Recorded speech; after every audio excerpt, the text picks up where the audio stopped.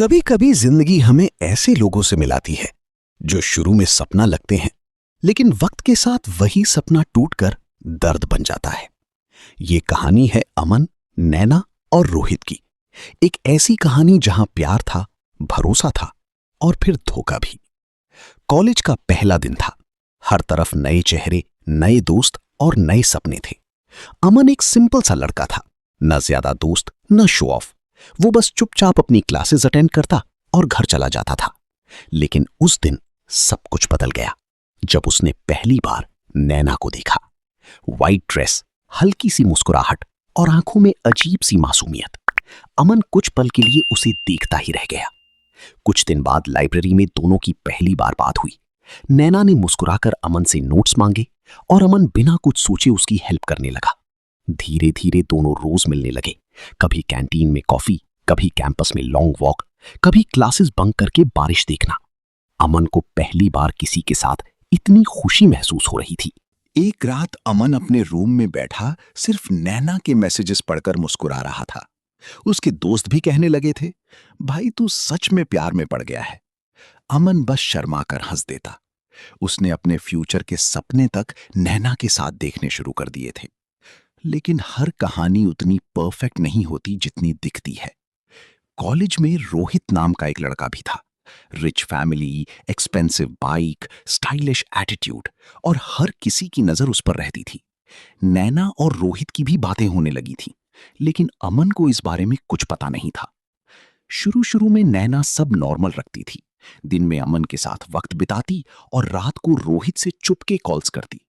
कभी अमन को बोलती कि घर में फंक्शन है और वो उसी वक्त रोहित के साथ कैफे में होती। धीरे धीरे वो दोनों को अलग अलग सपने दिखाने लगी। अमन के सामने वो सिंपल और इमोशनल लड़की बनती और रोहित के सामने ग्लैमरस और बोल्ड। एक दिन अमन ने नोटिस किया कि नैना पहले जैसी नहीं रही। मैसेजेस लेट आने लगे, कॉल्स अवॉइड होने लगी। जब भी अमन पूछता, नैना कोई ना कोई बहाना बना देती। अमन उस पर इतना ट्रस्ट करता था कि उसने कभी ज्यादा सवाल नहीं किए। फिर एक दिन अमन ने डिसाइड किया कि वो नैना को सरप्राइज देगा। नैना ने उससे कहा था कि वो अपनी फ्रेंड के बर्थडे पार्टी में जा रही है। अमन उसके लिए एक छोटा सा गिफ्ट लेकर उस कैफे के पास पहुंचा जहां पार्टी होने वाली थी। लेकिन जैसे ही वो अंदर गया, उसके पैर वहीं रुक गए। नैना रोहित के साथ बैठी थी। दोनों हंस रहे थे। रोहित ने नैना का हाथ पकड़ा हुआ था और नैना उसकी आंखों में देखकर मुस्कुरा रही थी। अमन के हाथ से गिफ्ट नीचे गिर गया।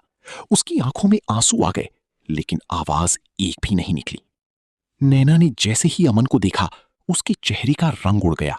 वो तुरंत खड़ी हुई और अमन के पास आई। अमन, तुम यहां? अमन की आवाज कांप रही थी। बस एक सरप्राइज देने आया था। लेकिन सरप्राइज तो मुझे मिल गया। रोहित भी सब समझ गया था, लेकिन वो चुप रहा।